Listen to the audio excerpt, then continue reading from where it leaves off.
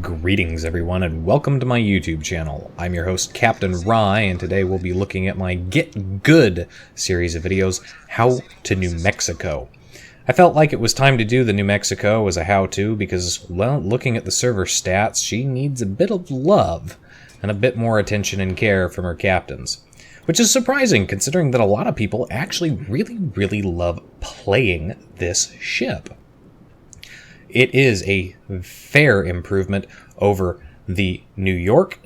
Okay, to be fair, it's more than a fair improvement. It's an excellent improvement over the New York, and a lot of people find that they like the New Mexico, especially over the Colorado, losing basically a third of your firepower, going from 12 guns to 8.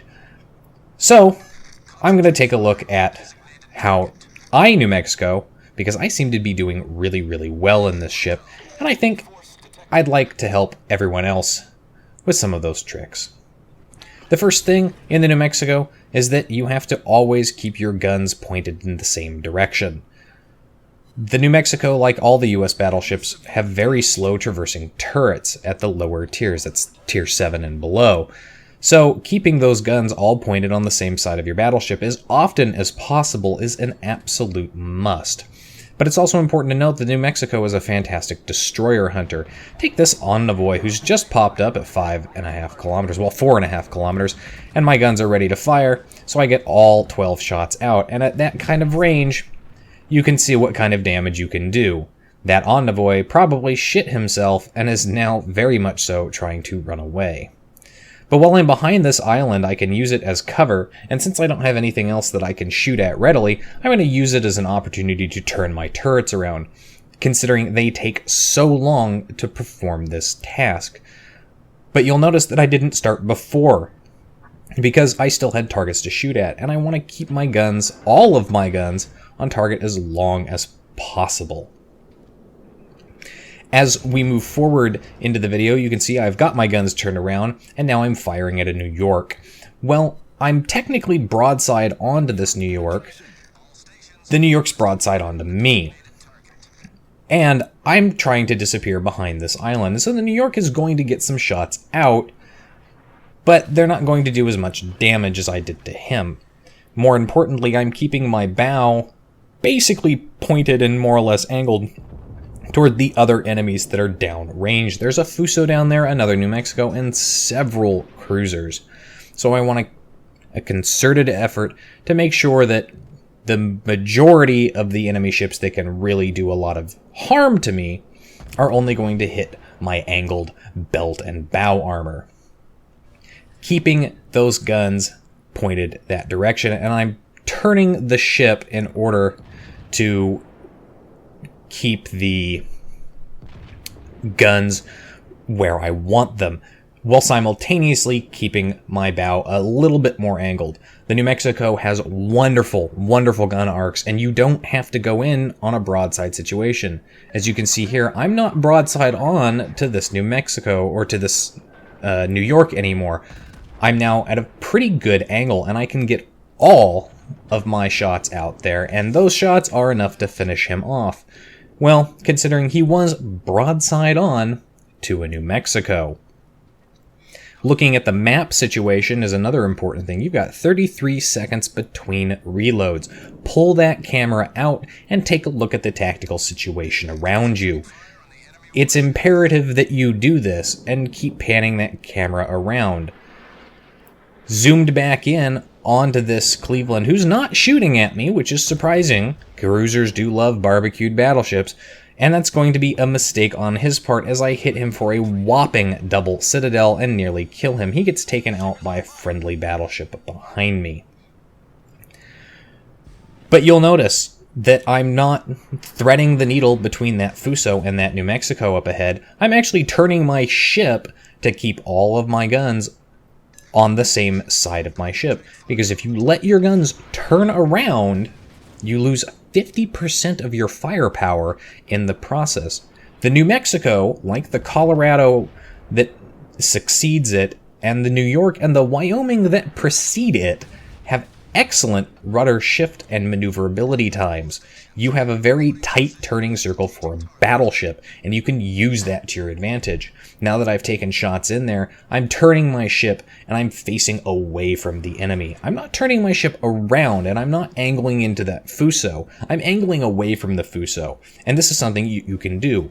You're such a slow ship that you never want to stop moving. But that being said, you can actually turn around and effectively head in the opposite direction as the enemy. Because you're such a slow ship, you're not going to open the range very quickly. So you have time to angle your armor away from the enemy. Now, as we can see here, another example of turning my ship. I could have turned my guns all the way around to fire at this broadside on, stopped fuso. But instead, I'm turning my ship to keep all my guns pointed that side because I don't want to lose that firepower. So I can get that firepower out there. Now I have the advantage of having an ally who was lower health than me that the enemy team was taking the opportunity to shoot. So, using the tactical situation, I'm going to go ahead and get my ship turned around. That fuso's disappearing behind that island, so he's not going to be much of a threat for very much longer. And now I'm bow on and angled to the enemy New Mexico up ahead, and that Cleveland. More importantly, all my guns are still pointed at the same side, and they're still pointed in the direction that the enemy is located. And that is the most important thing that you have to remember with the New Mexico. Keep those guns pointed towards the enemy. Don't let them turn around. About to go into a brawling situation, how does the New Mexico fare in a brawling situation? Well, she fares really, really well, as we'll see here, going up against a Bayern. A lot of people kind of assume that with the introduction of the German battleship line, that the US battleship line has lost its niche as the brawler build. German battleships, they've got a little bit better secondaries, and they've got that turtleback armor, which makes them incredibly difficult to citadel.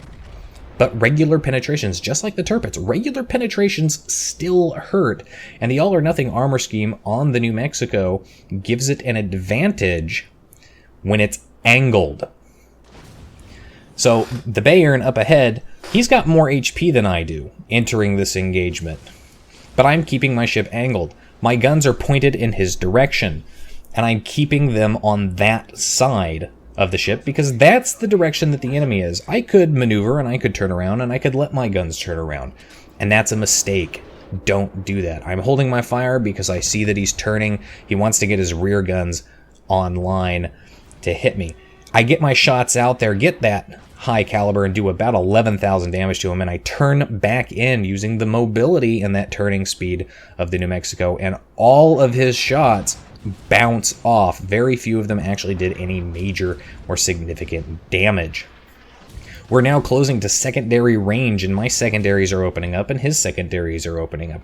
The Bayern does not have secondaries that are really much better than the New Mexico's, so in this situation, we're pretty equal on that mark.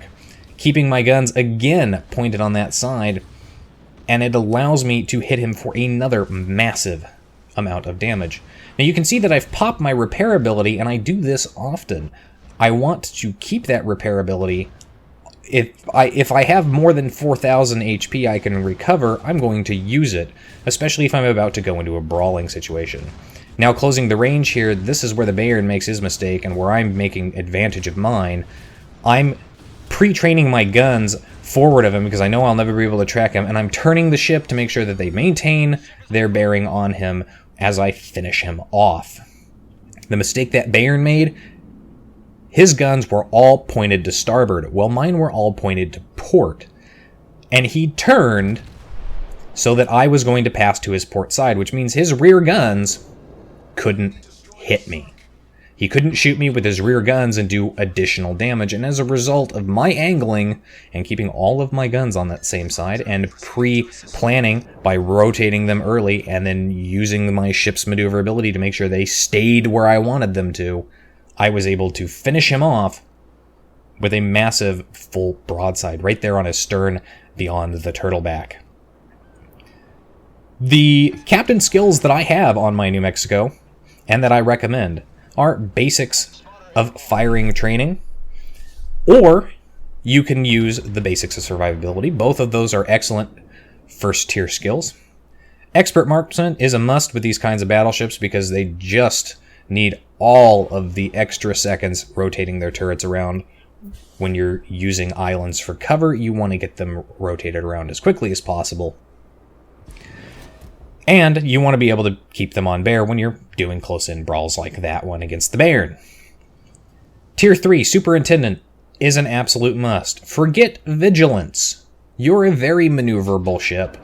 If you just pull out from the zoomed-in view and take a look at what's going on around you, you can dodge most torpedoes pretty handedly.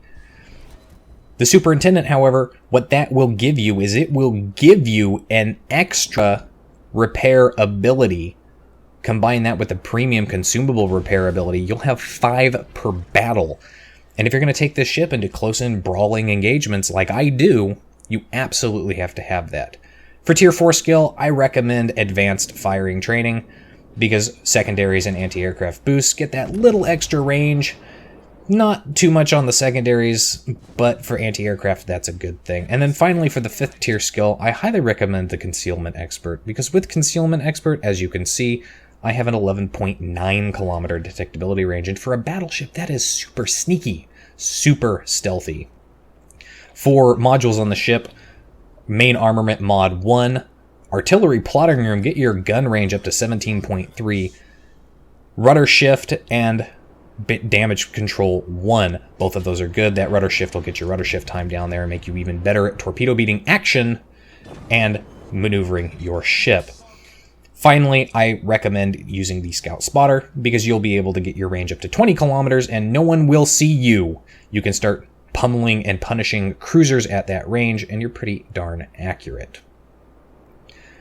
That's it for today's video, folks. If you liked the video, hit that like and subscribe button. Leave a comment down below. If you'd like to follow me and like me on Facebook for video updates and future video plans, please do so. And if you'd like to help support my channel, please do so by visiting my Patreon. And as always, I'll see you next time. This is Captain Rye, signing off.